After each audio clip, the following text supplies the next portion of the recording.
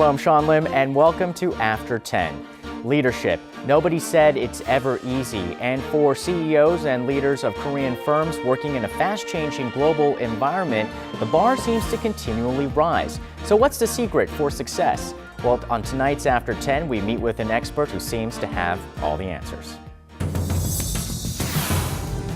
A paradigm shift has occurred in fostering global human resources, and the international community has committed to upgrading the quality of its development process. The Global HR Forum 2013 brought together business leaders, representatives of international organizations, and government officials from around the world. Larry Emond, managing partner for Gallup, joined a plenary session of the forum and made a presentation under the theme Bridging the Leadership Gap.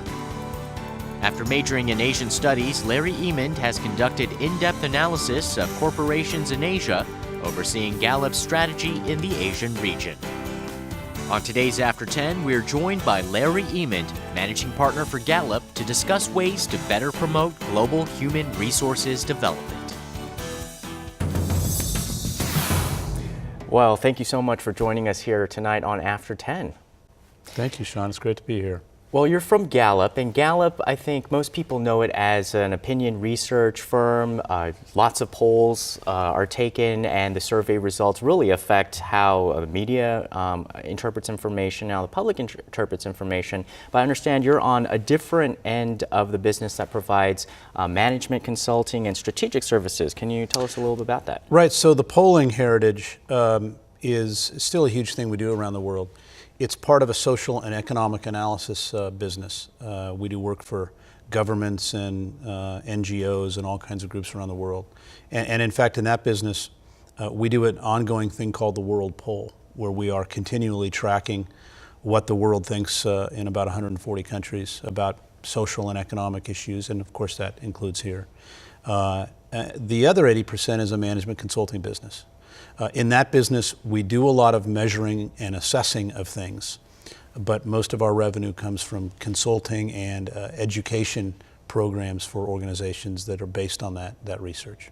And you found a great interest here in Korea on that research. You were here for a conference to present some findings, your latest findings, labeled the Employee Engagement Report. Yeah. What does that exactly measure? Yeah, so employee engagement is the degree to which human beings are emotionally engaged in their jobs.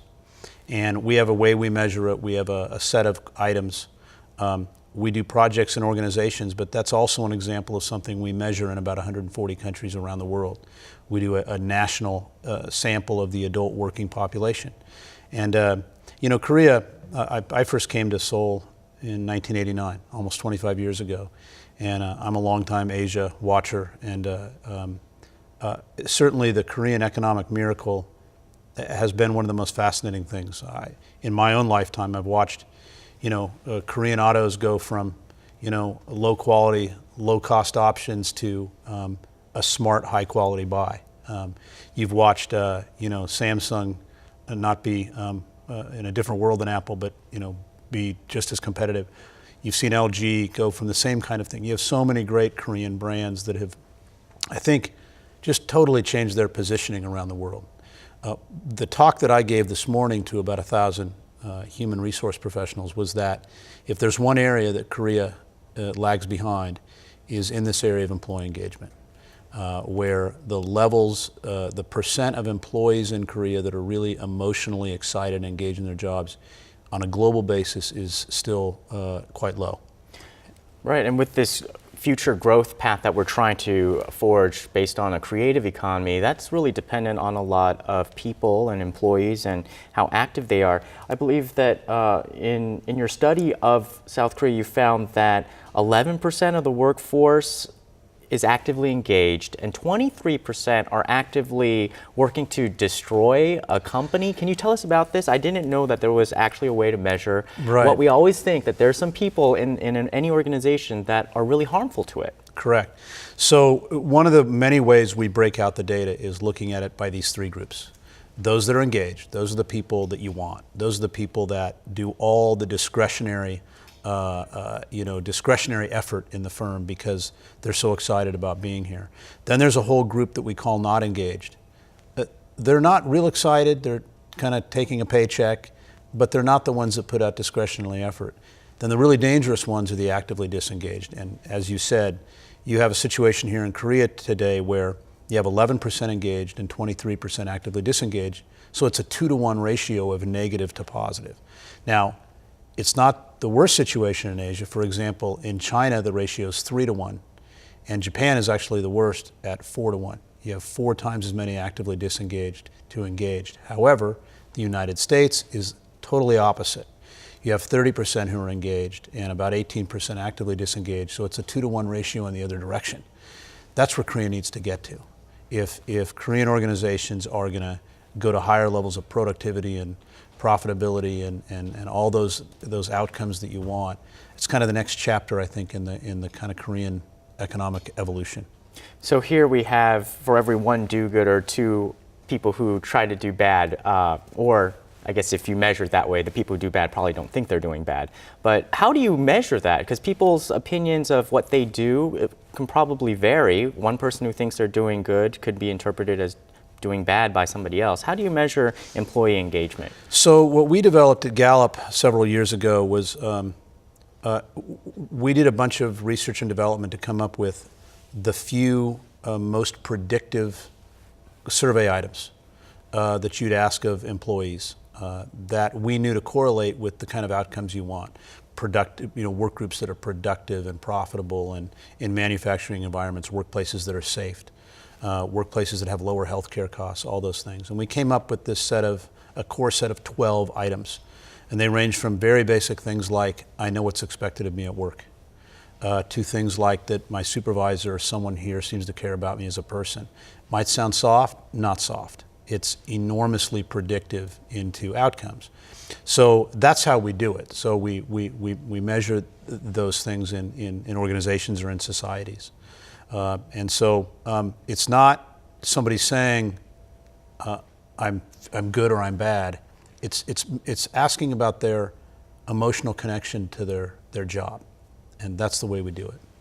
So what are the factors that affect the employee engagement here in Korea? So the number one driving issue for employee engagement anywhere in the world, whether it be Korea or here, is how good the companies are at choosing managers. There are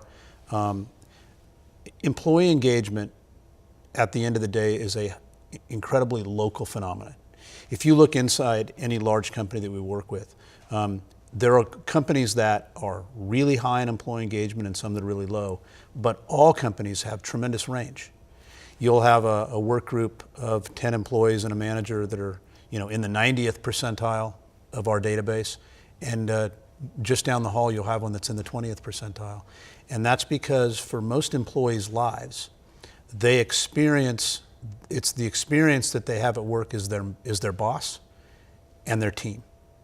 And so goes the quality of managers, so goes engagement of the employees. So you might like the president of your company, but if you don't like the people you're working with or your immediate boss, that is the real determinant of Absolutely. the employee engagement. Yeah, you can love the mission of your company, but if you have a boss that's not a good boss, then the experience is negative. And one of the things we first wrote 15 years ago in a first book that we put out on this topic was that people join companies, but they leave managers. And that has forever been true, and that will always be true. So the challenge, I think, for Korean companies and companies everywhere is to be much more selective in who you choose to make manager. And of anybody, manager at that front level, all the way up. And you have to make sure you ask people to be manager who are psychologically wired to perform that task well. It's not for everybody. So here in Korea, there's usually a track based on your age. How do we negotiate the age factor with the ability factor? And ability is not even the trump card either, right? You really have to be a good manager. Right. So, there's an old line that everyone's heard that great salespeople don't make great sales managers. Well, that's actually true about every role in an organization. Great accountants don't make great accounting managers. Great engineers don't great athletes don't make great coaches, right? The task of managing human beings in a job is totally different task than, let's say, being a top achiever in that role. So unfortunately, right, in most Korean organizations, the whole career path is built around, to move up, you have to become a manager of others, and then you become a manager of managers, and then if I look at the companies that we work with, whether they're here or anywhere in the world, who get really, really good at engaging their people, they are companies that have found a way to separate naming managers from promotion. So you come up with ways for top performers who are not wired to be good managers and probably don't even want to be managers. You come up with ways for their careers to develop and for them to develop more mastery and have more achievement and more recognition and more compensation, all that, without necessarily making a manager if they're not the right person for that. And you only ask people to be manager who have the right kind of psychological wiring to naturally do that job well. And what kind of psychological wiring is that? Well, you have to be really genuinely interested in people's development, in their lives, in their futures. You have to, when you wake up every day, be thinking about those things. So there's a kind of psychological state of mind that makes people particularly good. I can give you some data on it. Globally, in all our research, there's about 10% of the human population who are, from the time they were very young, they're naturally wired to be good managers and developers of other people. There's another 10% that'd be pretty good, right? Now that ought to be fine because the ratio of managers to employees in the world is about 10 to 1.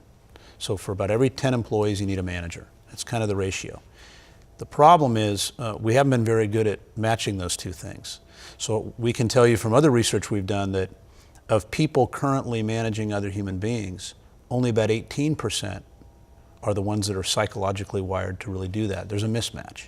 So how do you get that paradigm shift going on? How do you convince companies to change the way that they've been promoting people for years, decades? It's not easy, but we have clients that we've worked with in some cases for 25, 30 years who have become very, very good at it. That it's well known in the organization that you have all kinds of promotion paths, and becoming a manager is one that's for those people that would naturally do it well. And it's interesting, if you go sit down with the people who are struggling as managers, the people who in the way we measure it are, let's say, in the bottom quartile, their work groups are in the bottom quartile of engagement. If you sit down and have an honest conversation with them, they don't want to be in that job. They know they're failing at that job. They'd rather go back to their old job, right? And they wish they were in a place where that was okay. And so we teach organizations to make that okay and to get better at not making the mistake in the first place. So you've put an emphasis on individual strengths-based leadership, and you've divided it into 4 groups. So now we're getting a little bit technical here. What does that look like? This is true for everything in life, whether it's for all employees and all human beings, as well as managers and leaders. We all have some very natural strengths. You have certain strengths, I have certain strengths. And we got a long list of weaknesses. We have all kinds of things that you and I don't do very well. And the kind of secret to having a really productive life and a secret to organizations having a lot of really productive people is to find a way to get all employees, all managers, all leaders to be every day using those natural strengths and not using their weaknesses, things that they're never going to change. If you're not empathetic at 15 years old, you're not going to be empathetic at 30. You're not going to learn how to be empathetic. If you're not competitive, you're not going to learn to be competitive. So you are who you are. And the philosophy, that strengths philosophy, is something that we are well known for. We actually have an assessment that people can take to learn about their strength themes. And it happens to be enormously popular here in Korea. So going back to your leadership question, it's no different for leaders. We kind of break that view into 4 different kinds of leadership types. Are you more of an influencer? Are you more of a strategic thinker? Are you more of an executor? And very few people are all of those things. And the secret to developing great leaders in organizations is to figure out which of those things they are and then position them for that kind of leadership.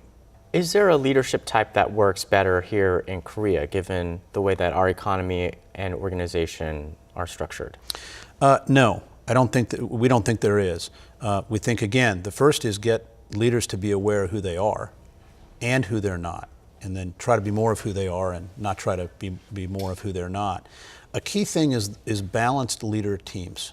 So to go back to that same language, if you look at your senior leadership team or any team of leaders or managers down through the organization, what's really helpful is that you have teams that are well balanced. You have leaders on the team who are strong influencer, leaders on the teams who are strong relationship builders, some that are strong at strategic thinking, some that are strong at execution. When you get teams that are well balanced like that, they tend to really outperform teams that aren't. And you found that not only have you, like you said, that there's a huge level of interest on the personal assessment, interest in your Gallup products. Do you find that more organizations are gravitating towards wanting to learn how to do this? Definitely. I mean, to just go back to the popularity of just people wanting to get awareness of their strengths, around the world, that's just exponentially growing. Every year it's twice the previous year, and that's been for about the 10 years that we've made that available to just anybody. And it's not just us. There's just a lot of research out there in psychology that human beings, you are who you are, and you're most productive if you focus your life around the things you naturally do well. It seems so. That's not a mystical concept, but it's not a concept that kind of fits cultural history. I mean, there's so many places in the world, and certainly Korea and Japan, and in my experience, parts of East Asia, there's an ethic that goes back a long time that anybody can be good at anything if you just work harder, study harder, train harder, and it's just not true. You can be good at what you are naturally inclined to be good at, and you'd be a lot better off, and organizations would be a lot better off if everyone focused on those things. So we're sure that whole kind of strengths-based approach to human development, humans in all walks of life, and certainly of managers and leaders, is naturally going to continue to grow because it ultimately is correct. It ultimately fits human nature. So let's say a company has done this type of work versus a company that hasn't done this type of work. If you're one of these individuals that wants to go to a strengths-based organization, what are the clues that that organization is the one that's right for you? Well, first clue is when you went through the interview process, what was that process like? Was it all about your education and experience, or was there something in the process that was trying to figure out who you are and what your strengths are? Was there some kind of assessment that was used, a psychological assessment, which is another big business of ours, and it's one of the hottest growing areas of management work around the world, is the whole area of using some kind of psychological or what we call psychometric assessment to find people who seem to psychologically fit the job we're hiring for. That's a big indication that it's an organization who wants to hire you for who you are versus what you've done or where you went to school. And so I would say that's the first place to start. So the rewards of going this path seem great, but to get there, there's a huge set of obstacles and challenges for a company or even teams of individuals debating whether they should put in the effort. What would you say is really the difference, let's say 5-10 years down the line, for going towards this approach versus not? Well, certainly, we have all kinds of papers and articles that get into case examples of organizations that, what's the ROI of higher levels of employee engagement? What's the ROI of hiring people based on how they psychologically fit the organization and the role? What's the ROI of letting people throughout the organization become really intimately aware of their own strengths, and then have managers that help them build their careers around their strengths. There's incremental returns on investment for all of those things, and that's what usually happens with us. Somebody's heard about that, they've read about it, and they say, hey, we're interested in making an investigation in how that works, and that's typically how we start with some global company. So are you optimistic about Korea's prospects for increasing the level of employee engagement, especially as they're trying to continue to globalize? I would say I'm optimistic for two reasons. Korea's made enormous gains in the last 25 years from some of the classic quality management and operational excellence principles, and they work. TQM and Six Sigma and all those things really work. When you exhaust those, when you squeeze those for all they're worth, you end up naturally at how do we get more out of our people? And the way you get more out of our people is to make sure that they really like being here, that they're really emotionally engaged, that they're kind of aware of who they are. And so it's a natural path. I'd say the second reason is what I mentioned before. There's a huge interest in our constructs and ideas here in Korea. We know through our books. And and there is some top down that comes from that. But the bottom up, those people from the bottom up, they also they move up in their organizations, and we get inquiries all the time, and we're sure that those will grow and grow. And we're very optimistic. So for our viewers out there, if there's one thing they can do right now, what would that be? Well, one thing they can do right now is find a way to make sure you know what your strengths are. Now, whether you use our assessment for that or some other process. Interesting fact, most people go through their whole life and never get a really clear understanding of what they're naturally good at and a language to talk about it. The first thing you can do is make sure you know that. Find a way to find out, get some kind of scientific mirror that you can hold up that tells you what you're really good at, and then try to build your life and your career around that. I would say that's the biggest single piece of advice I would give. All right, well, thank you so much for all the advice you've given us, and also to our viewers and to the businesses here in the nation. I think there will be a brighter future because of that. Thank you, Sean. And that does it for us tonight on After 10. Thanks for watching. We'll see you again next time.